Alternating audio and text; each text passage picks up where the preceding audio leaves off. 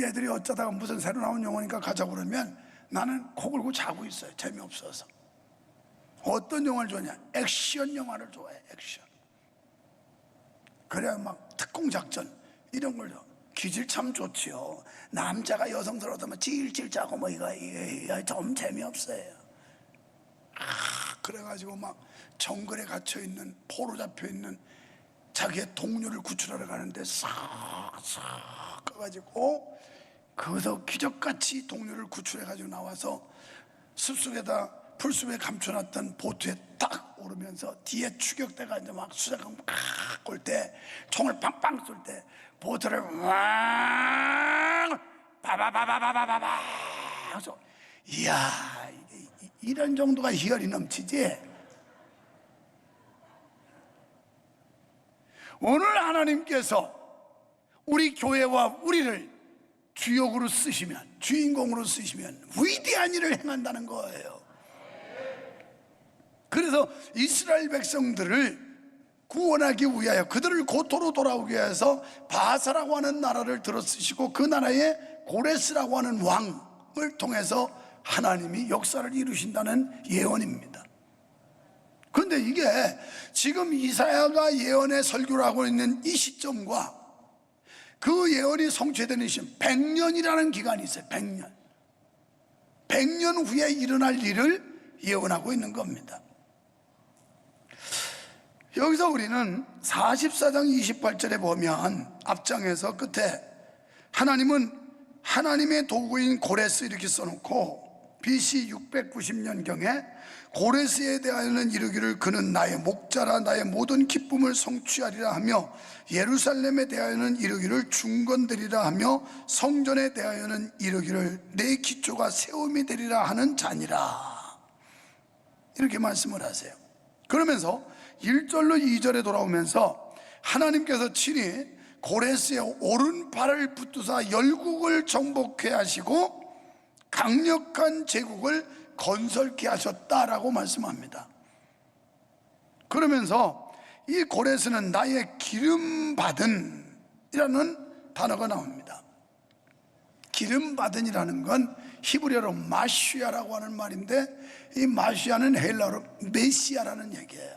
예수님을 메시아라고 우리가 그렇게 부르지 않습니까? 메시아. 그러니까 그리스도라고 하는 이름은 기름 부음 받은 자라는 뜻인데, 구약에는 선지자들이 기름을 부었어요. 사무엘 선지자가 다윗에도 기름 붓고 다 기름 붓지 않습니까? 그래서 선지자, 제사장, 왕 이런 사람들이 기름 부음을 받아요. 그런데 하나님께서 이 고레스라고 하는 왕, 비록 이방인이지만 하나님의 도구로 쓰시기 위해서 하나님이 기름을 부었다, 이렇게 말씀해요.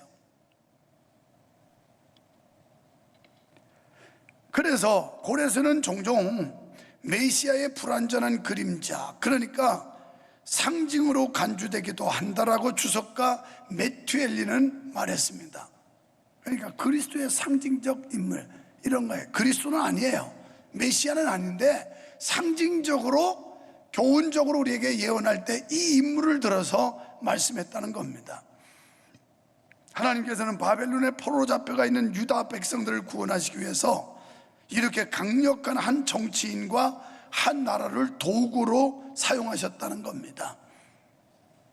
하나님께서는 고레스로 하여금 이방 나라들을 정복할 뿐 아니라 수없이 많은 아름다운 보석들을 취하게 했어요. 그래서 역사가는 말하기를 역대 고레스 왕만큼 많은 보물을 취한 사람이 없다고 평가할 만큼 이렇게 수많은 보물을 주었어요. 그렇다면 왜 믿지도 않는 고레스, 믿는 우리한테 좀 보물을 주지 믿지도 않는 고레스 왕한테 이렇게 많은 보물을 주었을까?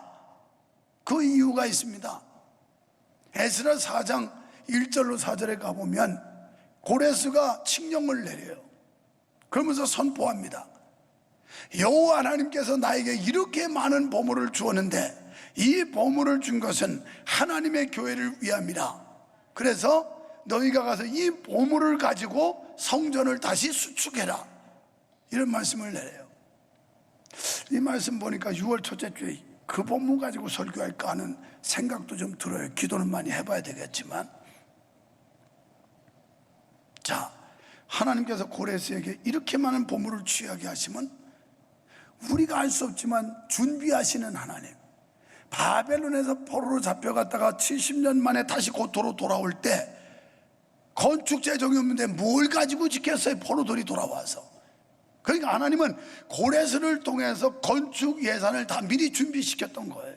건축 재정을 다 미리 준비시켰어요. 이거 가지고 돌아가서 지라는 거예요. 지랄.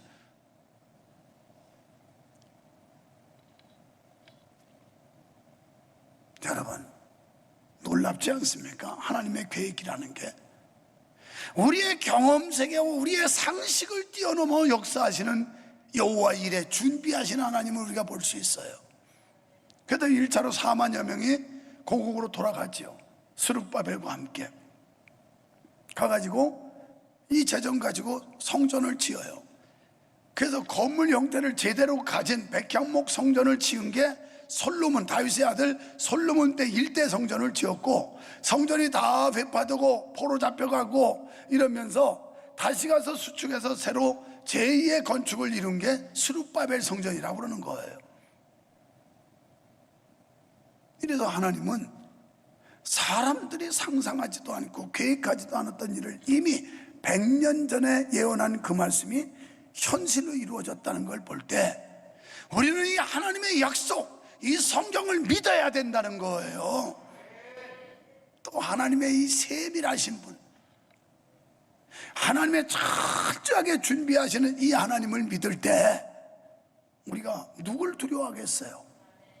이런 하나님이 나와 함께 한다고 믿어질 때 뭘 두려워하겠어요? 그런데 이 예언이 선포될 때 인간적으로는 도무지 납득이 안 가는 설교였어요. 예를 들면 이런 설교입니다. 지금 여러분의 삶이 안정됐고 사업도 그런 대로 잘 되고 직장에서도 인정받고 몸도 건강하고 자식도 크게 말썽 안 부리고 이런데 정신 차리세요. 똑바로 하세요. 하나님이 싫어하십니다. 하나님이 징계할 수 있습니다. 이런 얘기하면 기분 나쁘죠. 아유, 목사님 좀 좋은 얘기지 마세요. 내가 뭐가 답답하다고, 내가 지금 이렇게 안정적이고 평화롭고 다 되는데 왜 이러는 거예요? 라고 반발할 수 있어요. 지금 이스라엘 민족은 전혀 망할 조짐이 없었어요. 유다가 아무 징조가 없었어요. 평화로웠어요. 안정됐습니다. 그런데 거기다 대고 이런 경고성 메시지를 주고 있는 거예요. 경고성 메시지. 어떠세요? 여러분 이런 설교 들을 때 막 이마살 찌푸리잖아요. 인상 쓰고, 아, 우리 목사님 왜 이렇게 노선 그냥 책망하고 경고하고 막 겁나는 설교만 하는지 몰라요. 겁 좀 내세요. 제발 좀. 아, 좀 겁나는 설교하면 겁 좀 내고 정신 좀 버쩍버쩍 차리라고. 이 겁나는 설교를 해도 아무렇지도 않게 여기는 게 이게 문제야. 이게 양심의 화인을 맞아서. 두 번째, 능력의 하나님을 믿어야 됩니다. 여러분 주님의 능력을 불신하지 마세요. 이사야가 예언할 때 상황적으로 도저히 이해가 안 되는 메시지였어요. 나라가 평화롭고 나라가 부유하고 다 안정되어 있는데 뭐 나라 망한다고? 또 우리가 뭐 포로로 잡혀간다고? 뭐 당치도 않은 얘기야. 오늘 여러분이 설교를 들으면서 이런 자세로 들으니까 문제예요. 지금 현실만 보지 마세요. 현실 너머의 역사하실 하나님을 보세요. 그리고 한편으로는 그래, 그러면 이사야 선자의 설교대로 우리가 바벨론으로 잡혀갔다고 가정하자. 돌아온다고? 어떻게 돌아와? 바벨론이 그 당시에 얼마나 막강한 나라인데 바벨론이 멸망한다고? 불가능해. 그럴 리가 없어. 우리가 지금 잡혀갈 형편도 아니지만 끌려간다면 우리는 끝난 거야. 이런 시대적 상황이었어요. 그런데 이사야는 너희는 포로로 잡혀갈 거고 잡혀간 지 다시 돌아오게 될 것이다. 고레스를 통해서 하나님이 돌려보낼 거다. 이런 말씀을 하고 있는 거예요. 당시의 바벨론은 너무나도 강력한 나라였기 때문입니다. 아마 이런 생각은 유대 나라뿐 아니라 주변국의 모든 백성들도 똑같은 생각을 가지고 있었을 겁니다. 그래서 하나님께서는 훗날 이런 상황에 처했을 때 유다 백성들이 좌절과 절망과 포기하지 않게 하기 위해서 이 메시지를 미리 준 거예요. 바벨론 실제로 바벨론 포로로 끌려갔을 때 우리는 끝났다, 이제 모든 거 포기하자, 단념하자, 체념하자, 이걸 방지하기 위해서 너희가 포로 잡혀가는 건 기정사실이지만 그러나 포로 잡혀갔을 때 하나님께서 또 다른 강한 제국을 세우는데 그 나라가 바사가 일어날 거고 바벨론은 멸망할 거고 고레스 왕을 통해서 너희를 구원하리라, 이렇게 희망의 메시지를 준 거예요. 그러기 위해서 우리는 여호와 하나님이 어떤 분인지를 알아야 됩니다.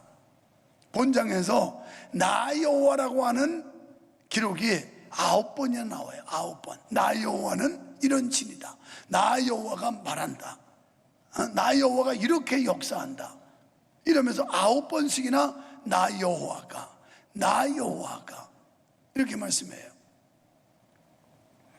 6절에서는 자연을 지배하시는 하나님이라 이렇게 소개하고 있어요. 우주 만물을 통치하시는 통치자, 모든 만물의 주권자. 믿으시면 아멘 합시다. 이 하나님은 선민뿐이 아니라 이방 사람들의 하나님도 되는 거예요. 하나님은 창조주이심을 믿습니다. 8절로 10절에 하나님이 이 사람들이 살고 있는 이 위대한 모든 자연 만물을 하나님이 지으셨다고 하면서 12절에는 친수로, 친히 하나님이 만드셨다 이렇게 말씀해요. 그러니까 하나님의 손길이 가지 않은 곳, 하나님의 능력이 닿지 않은 곳이 아무것도 없다는 거예요. 또 뿐만 아니라 이 천지보다 위대한 인간을 하나님이 창조하셨다는 겁니다. 과학이 아무리 발달해도 천체의 비밀을 다 캘 수가 없고요, 아무리 인간의 지혜가 뛰어나도 지진과 해일의 원리를 다 막을 수가 없고요, 하나님이 하시는 일을 인간이 다 깨닫고 알아차릴 수가 없다는 겁니다. 그러므로 인간이 하나님과 다투는 것은 지늘기 토기장이에 대적하는 것과 같다는 거예요. 인간은 질그릇 한 조각에 불과하다는 겁니다. 그래서 마틴 루터는 오직 믿음, 오직 은혜라고 말했어요. 우리가 구원받는 건 오직 믿음으로 구원받는 줄로 믿습니다. 우리가 구원받는 건 오직 하나님의 은혜로 구원받는 줄로 믿습니다. 은혜로 구원받았어요. 우리가 구원받을 자격이 있어서가 아니라 하나님의 은혜로 구원해 주신 거예요. 그래서 하나님께서는 고레스를 통해 이스라엘의 길을 열게 하셨어요. 하나님이 길을 여시는 분이라는 거예요. 예수님께서 요한복음 14장 6절에 내가 곧 길이요 진리요 생명이다, 길 대신 예수 그리스도. 지금 고레스를 그리스도의 상징으로 보냈다고 그랬지 않습니까? 그러니까 예수 그리스도는 길을 여시는 분이에요. 하나님께서 길을 열어주신다고 그랬어요. 그리고 성읍과 성전을 재건케 하셨습니다. 우리 지금 많이 회복하고 있지만 6월 첫째 주를 D-Day로 해서 더 회복해야 돼. 믿음도 회복하고, 아멘 할 때까지 믿음도 회복하고, 더 크게 할 때까지 믿음을 회복하고, 예배를 회복하고, 소망을 회복하고, 행복을 회복하고, 회복의 날이 돼야 돼. 회복의 날. 하나님께서 고토로 들여보내가지고 성전을 재건케 한다는 회복이에요. 회복. 우리가 이쯤 돼서 우리의 신앙을 회복해야 될 시점이 왔다는 거예요. 그래서 이스라엘에게 자유를 주셨다는 겁니다. 회복하라고. 그래서 속전을 지불하지 않고 이렇게 나와요. 어떤 대가를 지불하지 않고 고레스의 마음을 감동해서 길을 열어주었고 성전을 재건할 수 있는 회복의 은혜를 주셨다, 이렇게 말씀해요. 이처럼 죄인을 향한 주님의 십자가는 우리에게 죄에서의 해방과 자유함을 주시는 줄 믿습니다. 17절에서 믿는 자에는 수치를 당하지 않는다고 그랬어요. 로마서 10장 11절에 누구든지 저를 믿는 자는 부끄러움을 당하지 아니하리라. 우리가 언젠가 주님의 심판대 앞에 설 날 옵니다. 그때 부끄러움을 당하지 않는다는 거예요. 그러려면 잘 믿어야 돼요.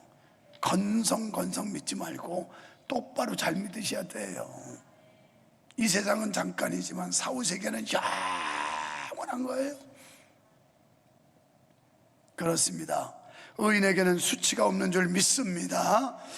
소망을 하나님께 두고 하나님께 묻는 자는 결코 부끄러움을 당하지 않는다는 약속이에요. 그렇지만 16절에 보면 우상 숭배하는 자, 하나님을 섬기지 않는 자들, 이런 자들은 부끄러움을 당한다는 겁니다. 세 번째, 열방을 구원으로 초청하십니다. 하나님은 마지막 날 열방들이 당신의 품으로 돌아오리라고 14절에서 예언하고 있어요. 여호와께서 말씀하시되 애굽의 수고한 것과 구스의 무역한 것과 스바의 장대한 족속들이 다 내게로 돌아와서 내게 속할 것이요 그들이 너를 따를 것이라. 사슬에 매여 건너와서 내게 굴복하고 간구하기를 하나님이 과연 내게 계시고 그 외에는 다른 하나님이 없다 하리라 하시니라. 하나님 외에 다른 신이 없다는 거예요.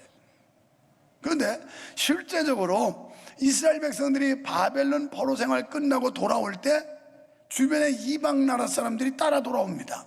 그게 이제 애굽, 구스, 수바 이런 사람들, 이런 이방인들이 와가지고, 그래서 가나안에 들어오면서 가나안 문화를 받게 되고 복음을 제시받게 되고 그러면서 이들이 하나님의 백성, 이 선민의 생활을 하게 되는 거예요. 자, 이것이 오늘날 우리는 이방인입니다. 성경적으로 볼 때. 그러나 이방인은 우리가 복음을 접하게 됐고 오늘 하나님의 자녀가 된 줄로 믿습니다.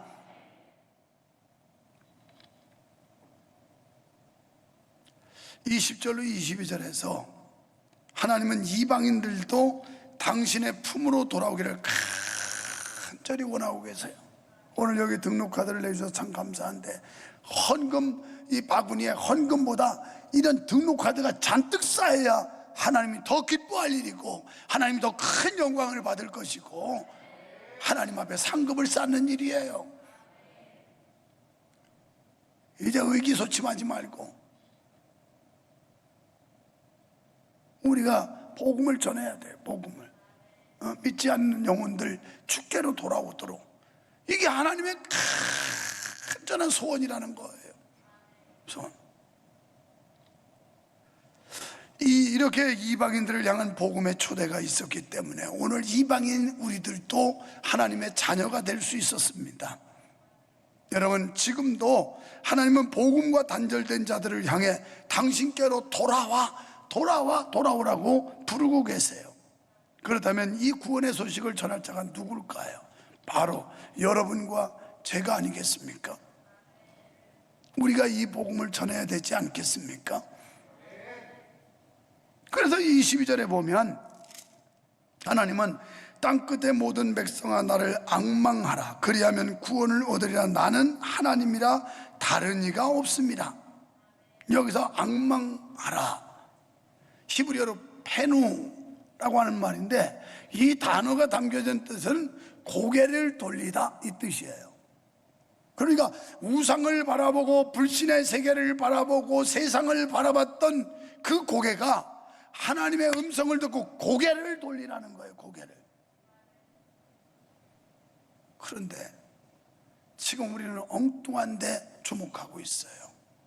하나님께서 사랑하는 명성교회 성도들아, 아무개 장로 권사 집사 성도야, 내 말 좀 듣고 고개 좀 돌려봐라. 그런데 못 들은 척 하고 있는 거예요. 제가 올해 종합검진 받아봤더니 청력이 많이 떨어졌어요. 눈은 멀쩡한데 이 조그맣게 하는 얘기는, 그러니까 여러분 나한테 뭐 얘기할 때는 웅얼웅얼 하지 말고 입안에도 웅얼거리지 말고 크게 확실하게 말을 해야 알아듣는단 말이에요. 그랬더니 우리 딸이 요새 자꾸 옆에서 측은대기를 아빠 보청기 하나 좋은 거 끼시라고. 야, 내가 이 나이에 벌써 존심 상하게 무슨 보청기를 끼냐? 그런데 나보다 젊은 저 서상철 목사님도 약간 나보다 더 심한지도 몰라 하기는. 그래서 조그맣게 한 얘기는 정확히 전달이 안 돼. 그래서 내 나이에 존심 상하게 무슨 보청이냐고 그랬더니 잘못하면 오해받는다는 거예요. 성도들도 오해받고 그러니까 끼래. 그래서 아직은 안 낀다. 아직은 큰 소리가 하면 될 거 아니냐. 그러니까 여러분들이 내가 들었는지 못 들었는지 정확하게 말하라 이 말이에요. 그냥 응원해 놓으면 못 들어요. 그 소리가 그 소리 같아가지고. 그런데 듣고도 못 들은 척하는 사람이 있어요. 여기 교회 안에 그런 사람이 너무 많아. 하나님의 음성을 듣고서도 못 들은 척하고 시침이 뛰고 있어. 이게 문제옷이다. 주의 음성을 들으면 정신을 바짝 차리고 예 하나님 이래야 되잖아. 하나님 앞에 고개를 돌린다는 뜻이에요. 페노, 고개를 돌리라. 사랑하는 여러분, 우리는 세상을 보던 그런 얼굴들이 주님을 바라봐야 될 줄로 믿습니다. 주님을. 내가 총회행사 때 특강하면서 그 얘기하려고 어저께 적어놨어요. 우리가 세상에 너무 많은 취미에 빠져가지고, 세상 유혹에 빠져가지고, 세상 연락에 빠져서 초심을 잃어버리지 않았느냐. 나를 포함하여 우리 목사들이 초심을 잃어버린 거 아니냐. 이제 초심을 회복하자. 초심으로 돌아가자. 이거 써놨어요. 초심으로 돌아가자. 하나님 앞에서. 오늘 여러분은 초심을 버리지 않았습니까? 주님을 처음 만났을 때,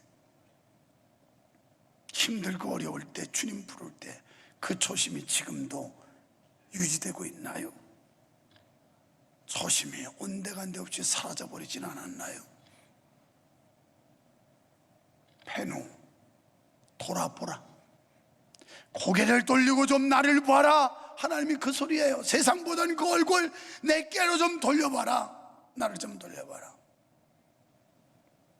아무리 이사야 선지자를 통해서 예언을 하고 담임 목사를 통해서 하나님의 음성을 선포해도 못하는 척하고 귀먹은 척하고 눈먼 척하고 있는 거 아닙니까? 여호와를 앙망하라고 말씀합니다. 이 말은 하나님 바라보라는 거예요. 하나님 쳐다보라는 거예요. 부끄러움을 당하지 않기 위해서 여호와를 앙망하라고 말씀해요. 여러분, 악인의 최후는 수치만 남습니다. 그러나 은총을 받은 자, 은혜를 받은 자는 하나님의 심판대 앞에 설 때 부끄러움을 당하지 않습니다. 고레스 당시 이스라엘은 여호와를 자랑했었고 수치와 모멸을 당하지 않았습니다. 그렇습니다. 주를 앙모하는 자는 독수리 날개치며 올라간다. 여호와를 바라보며 여호와의 낯을 보는 사람은 독수리가 날개침같이 오르게 된다는 거예요. 나를 앙망하라. 이 시간 주님은 우리에게 말씀하십니다.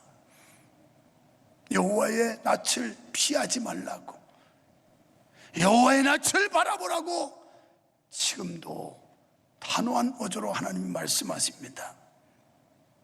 나 여호와만이 참신이다.